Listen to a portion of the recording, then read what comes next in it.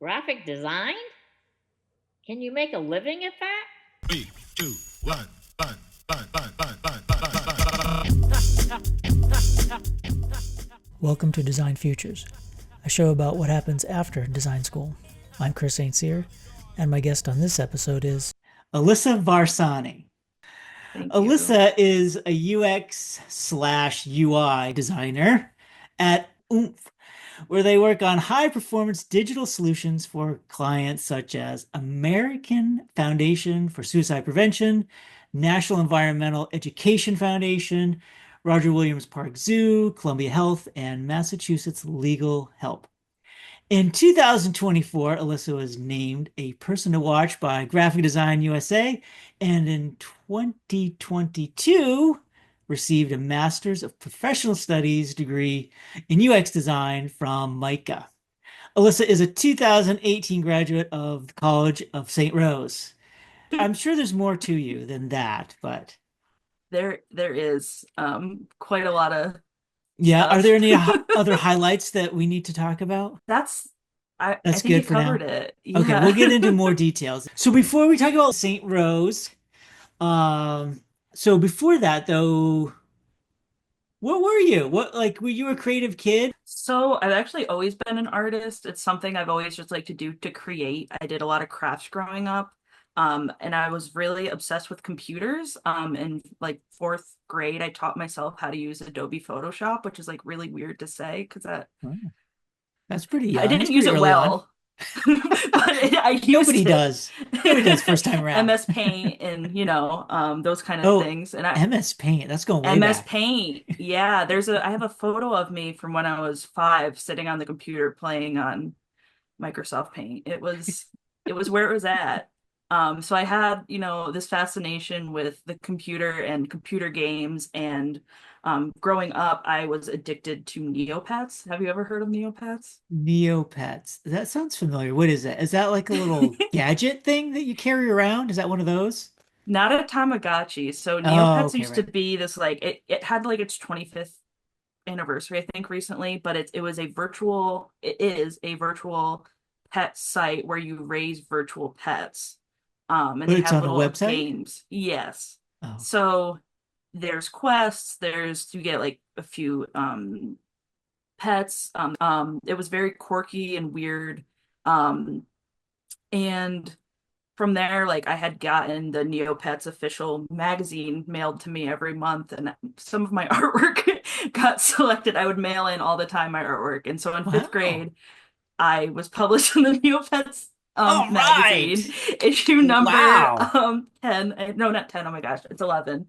I have it framed in my childhood bedroom. So I'm kind of just staring at it right now. As you should. Did you frame it or did your parents frame it? My mom framed it for me. It was Of like I was course. fifth grade. It Yeah. said Alyssa Schenectady, and I was like, I've made it. Like, I've peaked here. Like, in high school, I was like, I should put this on my resume. I was like, yeah, I peaked in fifth grade.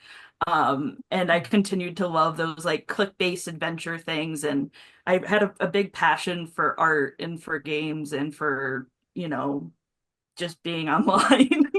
So that's games and like art and drawing, but did you understand what Yeah. graphic design was at an early age? No, but I was doing it. So like with Photoshop, with Neopets, actually, you could use HTML and create your own layout for your certain sites. And I at the time didn't know what I was doing, so I would copy existing like HTML and try to skin it, Yeah. just to see if I could do it. And it was like pretty successful for like a little kid.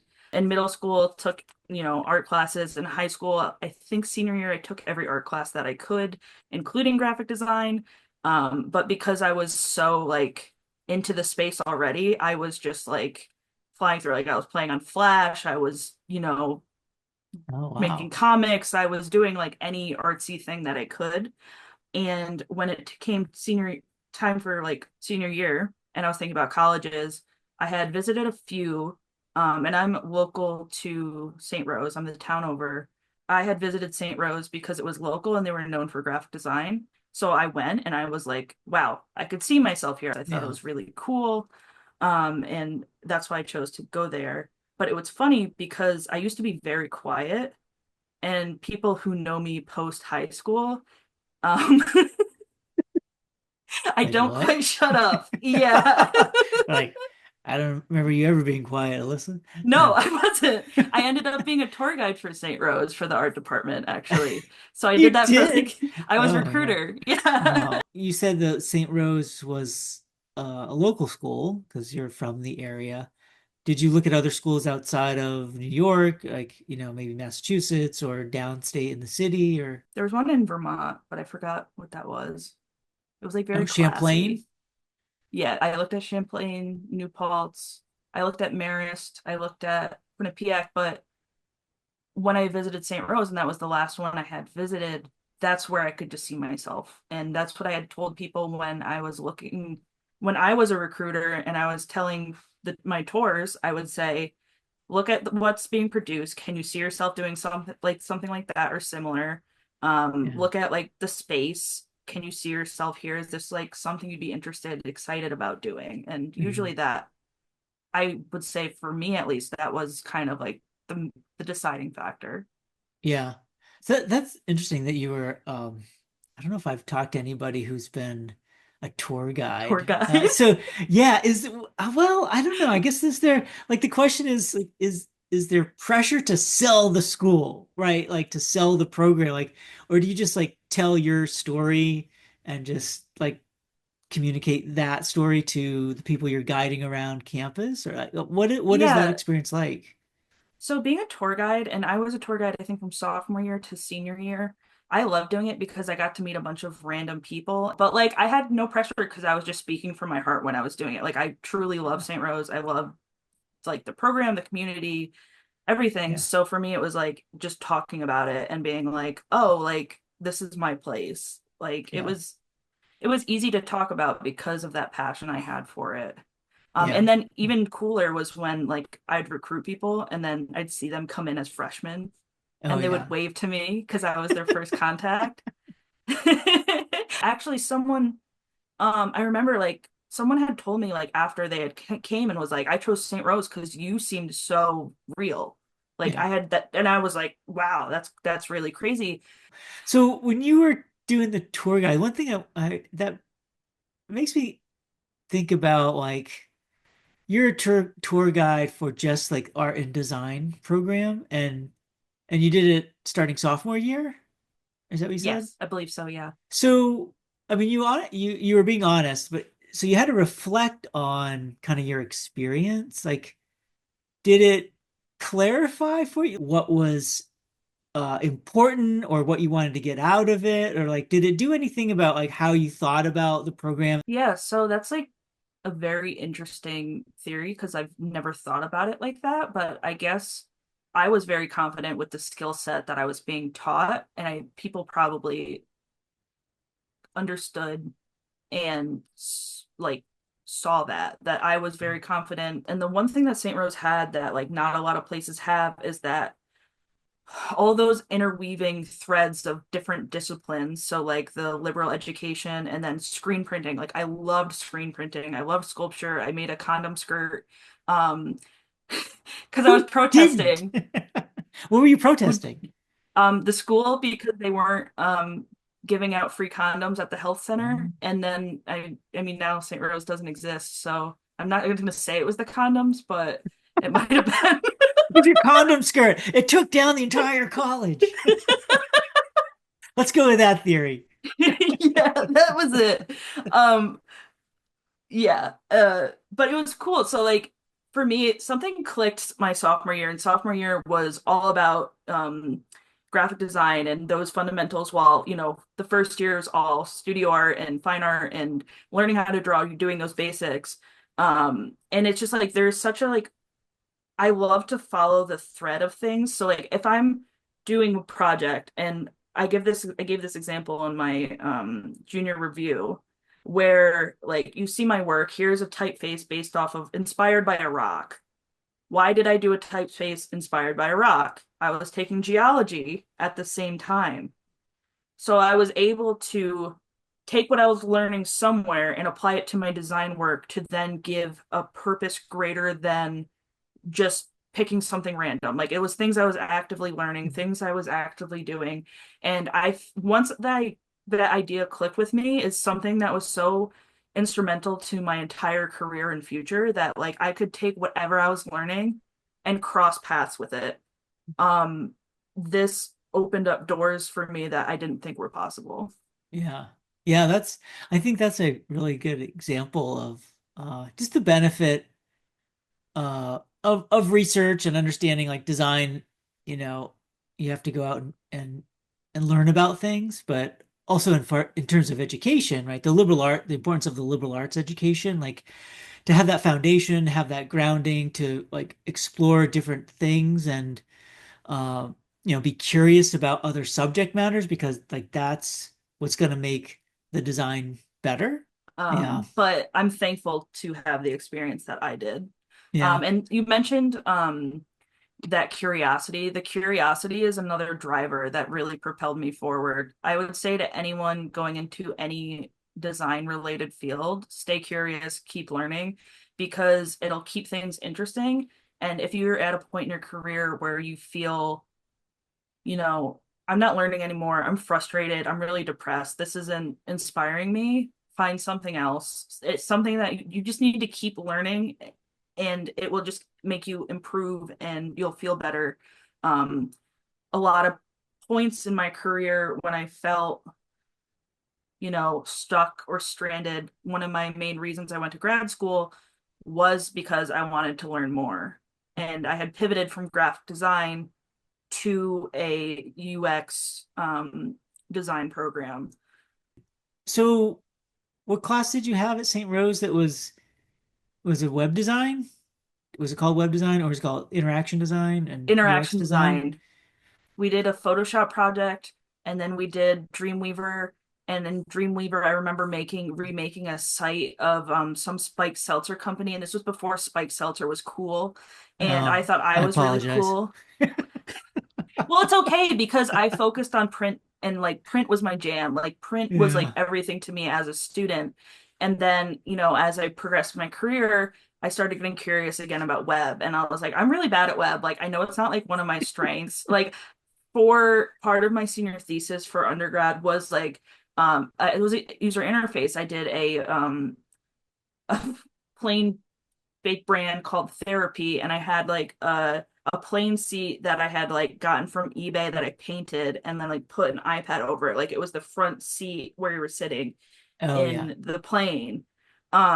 And that to me was very interesting. It was the motion and how people would interact with the interface while being in the full experience. I knew that I struggled with web interfaces and that kind of thing. So coming out into the world as a graphic designer, and I went from the HVAC and plumbing place to um, a pharmaceutical based company Yeah. um, that did, live events for doctors and that kind of a thing for about, I think it was 2 years. But I had reached a point where I was like, we had started using XD and XD was really great because I was like, this is really easy to use. It took me a while. But it was not Photoshop. I could Yeah. I Oh could yeah, yeah. design and it wasn't So Photoshop. And I was like, for me, that was like, okay, I can do this. were you in the UX design class? I believe maybe junior year. Yeah. But Because at but that for point, me, did we use Envision? yes, we also Yeah. used Envision. Okay, because that's for the And we UX use design After class, I never Effects. used Dreamweaver. I know I I used all kinds of things, but I thought I got rid of Dreamweaver after my first year there, and we that was use long before you. Dreamweaver. We did? Oh my God. That's so bad. Yeah, I mean I used Dreamweaver, but yeah, I was so tired of teaching it because it was basically like I would just try to solve like coding problems for students. Like that's not teaching. It was such a waste of time. So that brings up an important question, which is like you've done another master's program, which we'll talk about too, but at the undergrad level, right, aside from Dreamweaver, what things do you think need to change in terms of like preparing design students when they get out there after an undergrad degree? So I thought I was pretty well prepared. Because St. Rose had the resume classes, the portfolio everyone was working on. I still have my portfolio. You Um, do. Do you want to see it? It's the recommended bamboo one. This Oh, has not right. changed Everybody had the same since. one, right? And then COVID happened, um, and then no one used this anymore. Um, Ketchup Kitchen. Oh, And I yeah. screen We made that printed stuff. interactive. Wait a minute, We didn't we? did You did later that in another on. class. Yeah, we didn't use Yeah. Dreamweaver for that. We used No, Envision, right? Dreamweaver was Yeah. Envision was for Tommy the Tomato for Ketchup Kitchen because kids love ketchup. It came to me in a fever dream. In Um, a it fever dream. did. I had Ketchup. mono, and then like I came back to St. Rose. And we're like, oh, we have to come up with a restaurant. And I was like, I got this. I already had it in a dream. Yeah, Um, it's all about ketchup. wow, I'm really nostalgic. Um, Did you have a good time at St. Rose? the classic college experience kind of was very different for someone in the graphic design program at St. Rose. What? What are you talking about? Why is that? Um, to this day, we had always joked that it was graphic design boot camp because it was so hardcore that you would lose sleep because everyone in the program, we were so close together and I think everyone had a very high standard, especially because of critiques and, putting your work up on the wall and having that critique experience. But that's what prepared me for the work. The workforce is brutal, but we know Yeah, what's it more is. brutal? The critique wall at St. Rose. What? I don't think so, really. I don't Well, it depends on know. the professor and or the Oh, class. But project, yeah. yeah. But being able to objectively look at your work, look at others' work, is teaches you how to think about design differently. I think that critiquing, especially in person on the wall or even on like as long as you're showing your work and doing that, it will help you create a basis for tougher skin in the future. For example, when I Yeah. went to grad school, having the background of St. Rose and just like so at that point in my life, I was like, anyone could say anything about this design, and I'm like, okay, whatever, I'll fix it. Like I didn't Yeah. take it personally. I was just like, okay. But there were some people when I had given feedback, like very detailed feedback that like I would have wanted to get, they'd be like, oh my God, like, or oh my gosh, no, like, or just get really upset. So I had to really learn how to tone it back. St. Yeah. Rose was harder than my grad school experience at Micah. So what was that like? Can you talk a little like what was that program?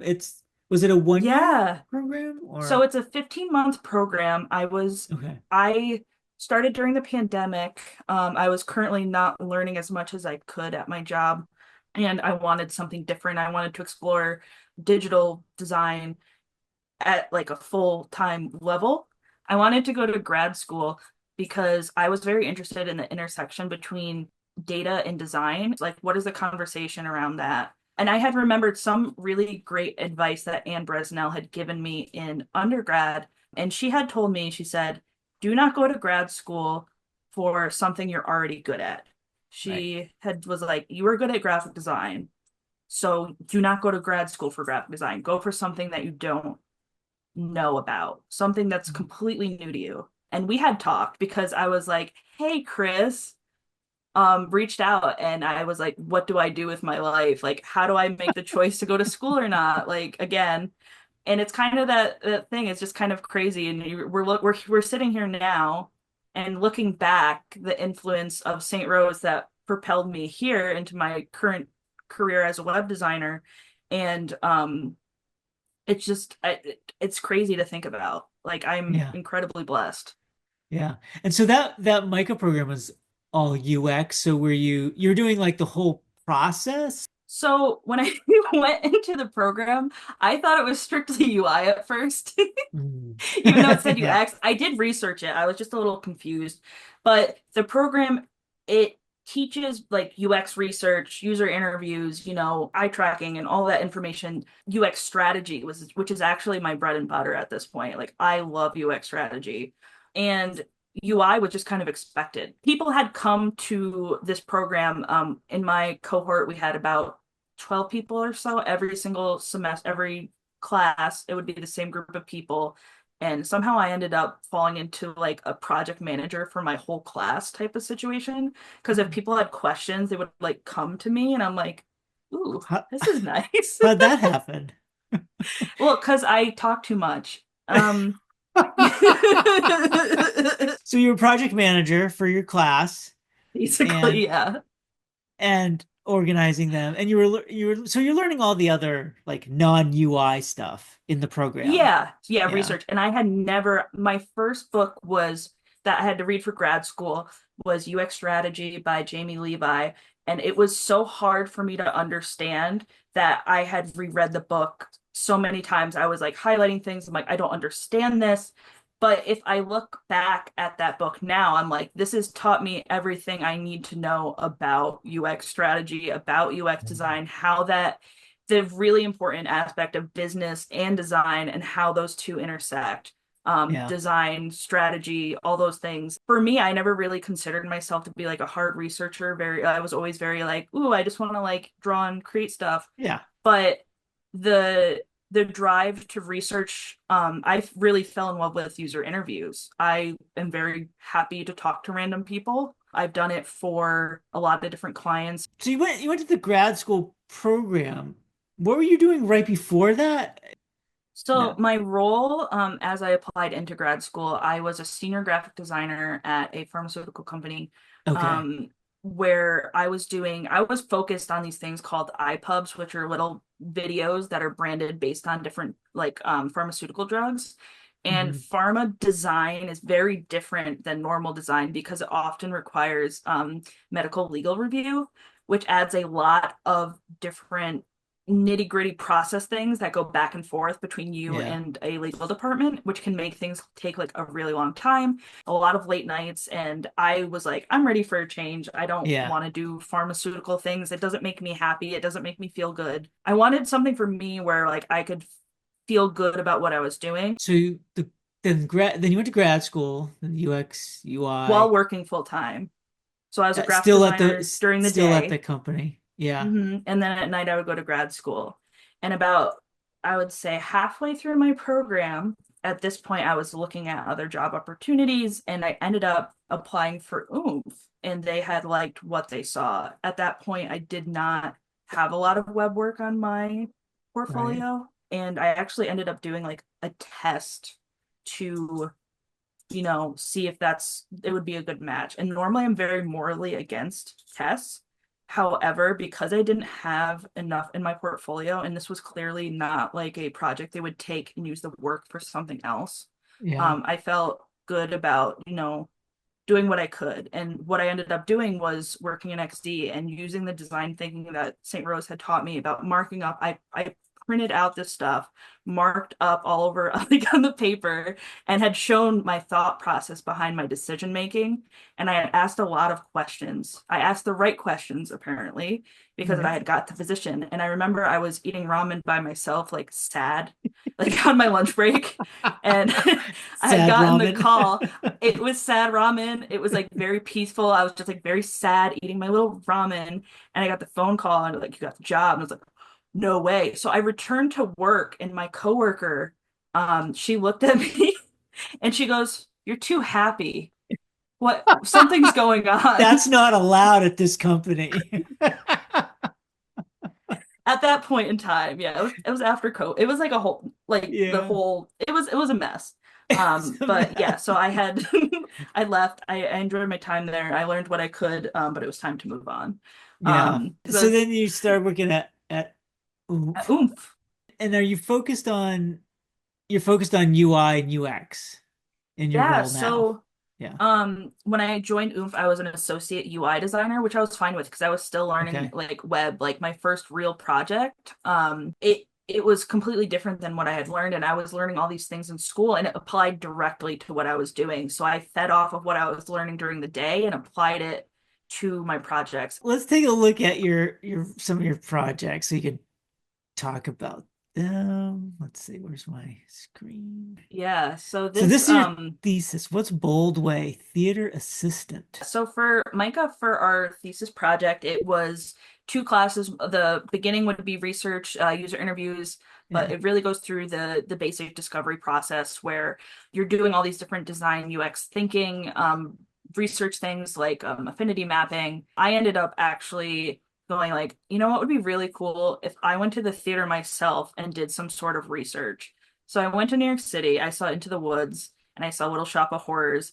And while I was in the lobby, I had like a clipboard and I was researching what people were doing.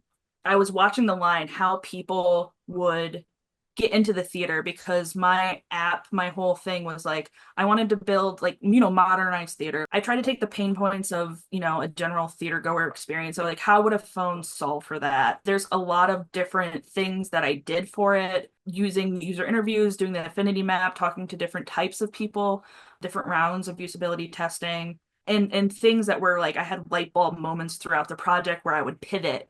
With UX design, you're always pivoting. You're always, what's the next like thing? And if it's not that way, you just quickly pivot and you move on. It kind of encompassed everything that I had learned and that process. With grad school, something that I felt that it taught me was how to choose what methodology to use. There's a lot of options, and Mhm. knowing how to do which one and how to apply it to that strategy is what can make a product successful or not. So use some term that I'm not familiar with. What is affinity mapping? An affinity map is where you like take all of your thoughts and you group them into different things and findings. This was all manual, so like I would take these were all thoughts I had while doing user interviews and writing it down, and then I would group them into different groups to then create a point, like a next action step. Now with AI, you could literally put in transcripts and have AI do it for you to put things in groups. But this is the old-fashioned way where Oh, you just find common themes as you go along and group them together to then improve your product. huh. So Boldeye was something like very near and dear to my heart because it was a passion project and I was able to just immerse myself fully in a topic that I loved, which was theater, and I got to research everything. Yeah. And so a couple projects from your current role, American Hmm. Foundation for Suicide Prevention. So what did you work on here? Same kind of So thing, UI UX or yeah, so this project, at Oomph, we mostly do like web services. So this was a microsite that was supposed to educate the public about a poll that had been done on suicide prevention and where it is at. So it had to be not depressing. You had to be careful about how you portrayed certain data points, and you needed to make sure that it was easily digestible, the information, and easy to navigate so that people could understand the different perspectives. A lot of my projects, it's a huge team effort. Um, what's the team like? Like who are the different roles on a project like this?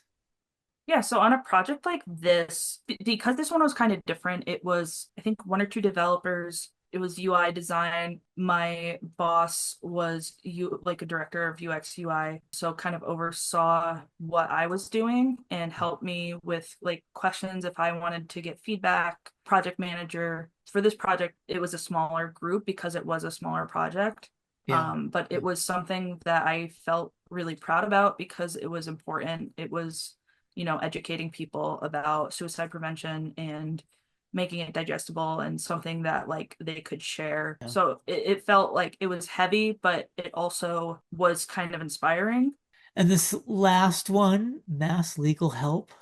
So, Mass Legal Help is one of my favorite projects. The team that we worked with was amazing. The last time this had been redesigned was, it had to be over 10 years ago. The content looked kind of old. This project was set up like one of my grad program projects would have been set up. It was discovery, it was a lot of research. We did cohort analysis testing with users, with real people. I got to interview people who might have used the site in the past or was currently looking at it. Mass Legal Help is a nonprofit where legal people donate their time to make content accessible for people at a lower reading level. So basically taking like lawyer level content Yeah. to like understandable, like so To the rest of people can us. understand what it is. Yeah. Yeah. So it's really important, especially when dealing with topics like child support, like divorce, any sort of like really like hard topic. Like these people are coming to the site. They're nervous, they're scared, maybe they've just been served like an eviction notice, and you have to be really careful about how you design for these type of people who are coming here in distress. It just felt very impactful to be able to help organize. This was a large lift on my teams and on UX research, design. I was in charge of like design direction for this and helped out with the majority of the UX. Like, how can we best help these people who are on the site who are in a bad situation and make it a little bit easier for them. So it's just really taking all of yourself and putting it into the user's shoes and being an advocate for that user. So what's your favorite part of like the UX process? So I like it all, unfortunately. Like it So all. I my favorite part about UX is the process. It's about like the Yeah. strategy. Strategy. Yeah. I love being able to pivot to do something else to say we would benefit and I would recommend that we get someone else's opinion here or like Yeah. the whole process in itself is kind of beautiful and it's what I did at St. Rose. So with a lot of those projects you work on now, there's a lot of what seems like helping people. So, there's a question in there about like, do you feel like you have a responsibility as a designer or particularly a UX designer to be an advocate or am I reading too much into what you're working on? No, in these projects that I've worked on, they've had multiple meanings for me personally, so that, drives me even more to, put in my best effort. For example, last year we worked on a project about dementia, which my grandma suffers from. So putting yourself fully knowing the perspective, but you are not your user and you're there to advocate for people. So I am very strong-willed and will always put the user first. I will quote them if I'm trying to make a point about, what they prefer, what their perspective is, I will try to make that heard where normally people won't hear it. Um, Yeah. and I'm very thankful and I feel like for me really working on these types of projects is like what I was meant to do. Yeah. So it's it really makes a difference in your day to day when you're working on something that you're really passionate about, and I'm very blessed for that. So Yeah, that's great that you've found this company and these projects that you get to do that for most of your yeah. day. Yeah. Well, So it something, depends on the yeah, the time yeah, yeah, sure, there of were the course. projects, so they're not always like this, but when they Oh do yeah, come, it's I know. quite special. Yeah, of course. Something a little lighter is your graphic design USA person to watch. Can you like how did that happen? Like what is that about? So Graphic Design USA has been having these designer people to watch for like 60 years. I remember one of the faculty at St. Rose had been someone to watch. Mark Hamilton, he was Oh yeah. a Graphic Design USA person to watch, and I was like, that is so cool. And here I am in 2024. Like, I didn't expect this. Why me? I often, even when I was at St. Rose, I would enter and show my work, try for different competitions, and I had entered a lot of work through GDUSA. And I don't know. I think you know it just because like maybe the projects kept coming in and maybe that's why that's how they definitely found me because I kept submitting Oh, anything I okay. Yeah, could that yeah. I was proud of, I would submit the project. So so on other non-work topics, I usually ask people questions, but I did find this paragraph on your website. So it's sort of about my questions though. So you kind of answered it on your website. In my downtime, I love to travel, play board games, and create digital art on my iPad. I listen to the same few Broadway soundtracks on repeat, I do. dig into true crime podcasts, and play Pokemon Go daily. Okay. So that's what you're doing to relieve the stress of the job, if there is stress in the job. So you want to like talk about a few, like what board games do you play? Do people still play board games? Like Well, actual physical board games? yeah, I haven't played as many board games as I was during the pandemic. So I like to travel a lot. I just went to Portland, Maine, and I just visited P-Town in Massachusetts, which I had Hmm. never been to. But really to like day to day, I and very routine based. I now actually, since the pandemic, have playing like an off-brand version of Neopets for the past 5 years. No way. And Oh, like every day. no, you can't. You've- Off-brand Neopets. It's What does that even mean? it's very No, obscure. But no, very it's the obscure. nostalgia. It's this nostalgia because the layout mimics how it was in like 2005, and it's just a fun user experience, and you're So those clicking around graphics, and there's yeah. an economy and there's like a stock market like there was on Neopets, and restocking is way better. Okay, I want to know what Broadway soundtracks you have on repeat. Currently, because it changes. Recently, I just went to see Boop on Broadway, which was What's that? amazing. It's the I don't Betty know. Boop musical. Oh, I never heard of And that. I didn't know that. yeah, it just came out. I didn't know what to expect, and I absolutely loved it. It Sounds fun. starts in a black and white world, and it transitions to color. And the way they turn to color in the second act, they have costumes that are split in half with a color side and a black and white side, and they're alternating. So when Front the second act back? happens, they would go like this, Yeah, and the front to color would back. go, Cool. yeah, black and white to color. Anyway, so it was just like a very great experience. And like I feel like I kind of sometimes draw from Broadway. Sometimes I'm really inspired by Broadway. I'll listen to it during the day. I also like true crime podcasts. So it's Yeah, like do you have really a the favorite? two most polar opposite Yeah, things. exactly. It's like True. very happy and like woo, and then it's like, and then they were murdered. Yeah, Um, right. That's what, I have asked people on this podcast, like, yeah, what are you listening to? And I don't like multiple people have said they listen to true crime podcasts while they're working. I was like, well, how can you focus? Like, there's like murder or descriptions of murder happening in the background while you're trying to design something. I don't yeah, understand that.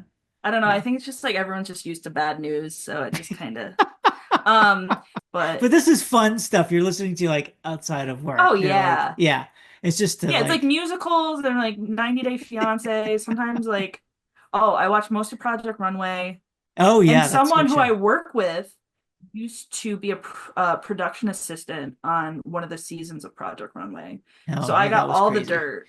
All Yeah. the dirt on Heidi Klum and Michael Kors and yeah. Yeah. Okay, let's learn about some other fascinating topics of Alyssa, based on the pop quiz. We're coming towards the Oh end here. God. So the pop quiz starts with, what is your work beverage of choice? So I have three. I like to alternate them. So I have a mini fridge at my desk. I'll have one mini Dr. Pepper. Throughout the day, I'll have like three or five different types of seltzer. So like Circle Through LaCroix, Polar, the specialty flavors, delicious, great, keeps me going. And Wow. then water sometimes. Yeah. And then water sometimes. That's a good. But All right, next yeah. question. UX or UI? You can't Both. have both. You can't have both. No, You I gotta choose can't. one. You gotta choose one. UX or UI. Oh, like for like if it's like I had to do this for the rest of my life, Yeah, you UI can just because it's more yeah. relaxing. Sketchbook, blank or gridded? Like Blank. Best Figma plugin. HTML2 design. Oh yeah, I kind of get what that does. Favorite color of sticky note. Oh, lighter because it's better contrast. Favorite Pokemon? Oh, I'd have to give you top six. No, I one. oh, Just pick one. Meryl. What? Meryl? What's that? What's it It's a look big like? round ball. It's like a mouse. It's Like got a a big mouse. bubble tail. It's blue. Oh, all right. Best user testing feedback you've ever received. Well, One. one time a guy came to a UX interview with his shirt off, and I didn't know what to do. Um, it was a ill-lighted room. He was on an iPad. He was not wearing a shirt. I sat there very uncomfortable and went through my script, and he was taking care of his mother who had a broken arm, and I could hear the TV blasting in the background. And I just tried to get through it as best as possible. And then I hung up And I was like, why did I do that? And then someone told me that I don't have to stay on an interview the whole time. Like I could have just been like, no thanks, you don't have a shirt. So that was cool. Um and now Well, I that's have a not feedback, but that's policy. quite a story. I have a policy of no shirt, no shoes, no service. If you show up to a user interview of mine without a shirt, I will be ending the call.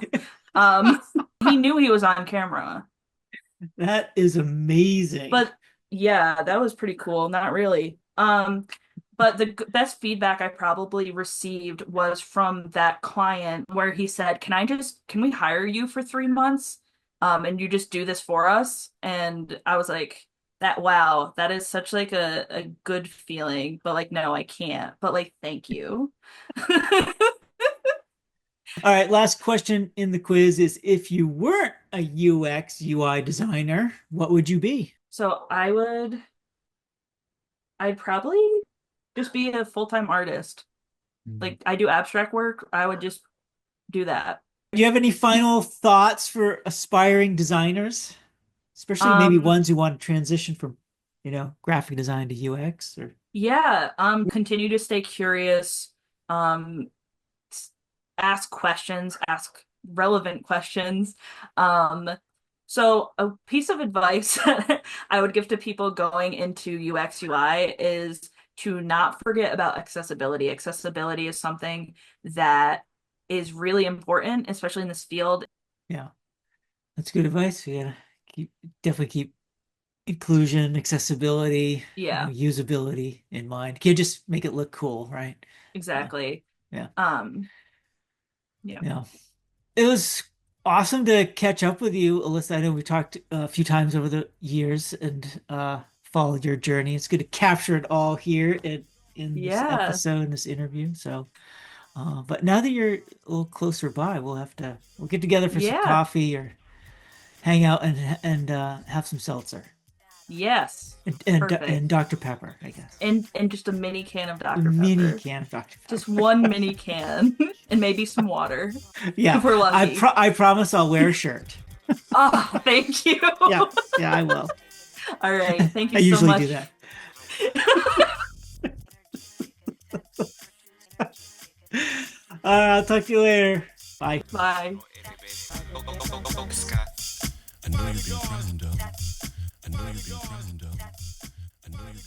So, what do we learn from Alyssa? Stay curious and keep learning. Talk to random people, especially for design research, and do something that makes you feel good about what you're designing. Thanks to Alyssa Varsanyi of Oomph. If you have any comments or questions for me or any of my guests, please leave them in the comments and subscribe so you can catch the next episode of Design Futures. Until next time, go learn something. Your future depends on it. Thanks for listening. See ya.